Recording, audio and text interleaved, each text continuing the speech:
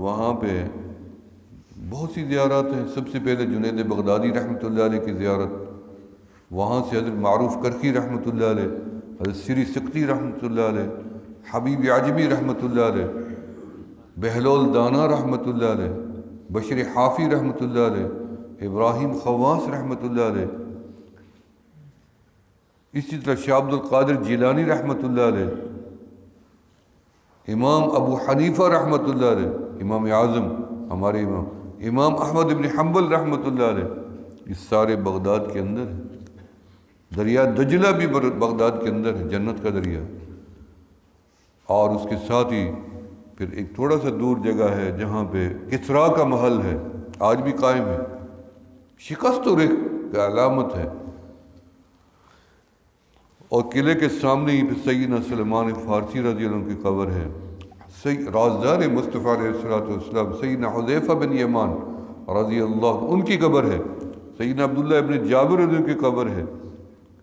تو بھرا ہوا ہے وہ جگہ. وہاں پہ اس عاجز کو جو رسول اللہ صلی اللہ علیہ وسلم کا موئے مبارک ملا، جو داڑھی کا جز من شعر النبی صلی اللہ جز ہے کہ رسول، اور سند متصل کے وہ لبنان میں تھا. تو آپ علیہ الصلوۃ والسلام کی طرف سے جب ان کو حکم ملا تو انہوں نے اس عاجز کے حوالے کر دیا.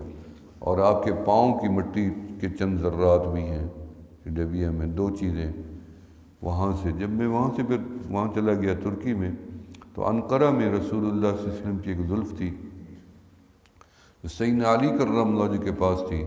تو وہاں سے مجھے انہوں نے بمائش، دونوں کی سند ہے، اس کی بھی سند ہے اس کی بھی سند ہے. تو میرے تو یہ علم میں نہیں تھا کہ میں اس جستجو میں ہوتا، لیکن اللہ کے کرم سے یہ چیزیں اس عاجز کو. ابھی 4 مہینے پہلے جب میں عمرے پہ گیا تو مجھے مدینہ منورہ میں اس گھر میں جانا ہوا جو سیدہ آمنہ کا گھر تھا بنو نجار میں. تو جب واپسی نکلنے لگے تو انہوں نے بھی مجھے عجیب تبرکات دیے جو اب بھی میرے پاس ہیں. وہ یہ ہیں کہ آپ کی زلف ہے اور آپ کا ایک سفید بال ہے، کیونکہ آپ کے کل 21 بال سفید تھے، اور جو سفید بال ہے وہ اتنی بڑا ہو گیا ہے کہ بڑھتا جا رہا ہے بڑھتا جا رہا ہے. اور آپ صلی اللہ علیہ وسلم کے پسینے مبارک اور آپ کے دانت کا نکلا ہوا خون کا ایک ذرہ یہ ابھی ٹھنڈ میں جمع رکھا ہے، یعنی خون کی علامت ہوتی ہے جب، اور جو اس میں خوشبو ہے، اور آپ کے جبہ مبارک کا تھوڑا سا حصہ اتنی سا ہے، لیکن میرے لیے تو ساری کائنات ہے.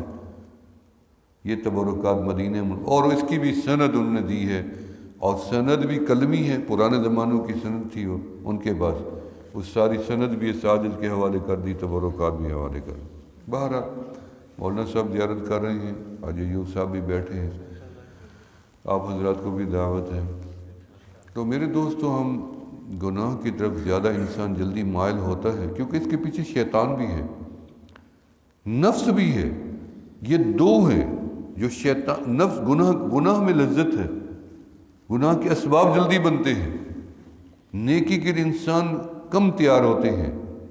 وگرنہ دیکھیں اس شہر میں کتنی آبادی ہوگی، کتنی لوگ مساجد میں داخل ہوتے ہیں.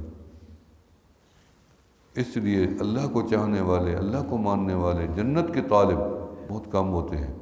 لیکن انشاءاللہ جو لوگ 10 دن 20 دن 10 سال 20 سال دور بھی رہیں لیکن کلمہ سینے میں ہوگا، ایک نہ ایک دن اللہ کی رحمت اس کو موڑ کے لے ہی آتی ہے. یہ میرا تجربہ ہو گیا. اللہ تعالیٰ بندے کو ایسے مرنے نہیں دیتے جب تک وہ دنیا سے راضی نہ ہو جائے اللہ اس سے. تو مدینہ منورہ میں جو بات کر رہا تھا، ایک صحابی رسول نے عرض کی، یا رسول اللہ صلی اللہ علیہ وسلم میں بڑا گناہ گار ہوں. آپ نے فرمایا بیٹھ جاؤ. پھر کھڑے ہوئے، میں بڑا گناہ گار ہوں. آپ نے فرمایا بیٹھ جاؤ. پھر آپ نے نماز پڑھائی. نماز کے بعد آپ نے پوچھا وہ کون تھا میرا صحابی؟ لبیک و سعدیک یا رسول اللہ، میں تو. آپ نے فرمایا تم تو نہیں ہو گناہ گار. نہیں آقا میں ہی ہوں نا. فرمایا تم نے نماز نہیں پڑھی؟ یا کہ نماز تو پڑھی ہے. فرمایا جو نماز پڑھ لیتا ہے پھر وہ گناہ گار رہتا ہی نہیں ہے. ان الحسنات یذہبن السیئات، نیکیاں گناہوں کو مٹا ڈالتی ہیں. میرے حضرت خواجہ فضل علی قریشی رحمۃ اللہ نے فرمایا کسی گناہ کو چھوٹا سمجھ کے نہ کر بیٹھنا. ہو سکتا ہے رب اسی سے ناراض ہو جائے، پھر چھوٹا کہاں رہا. اور کسی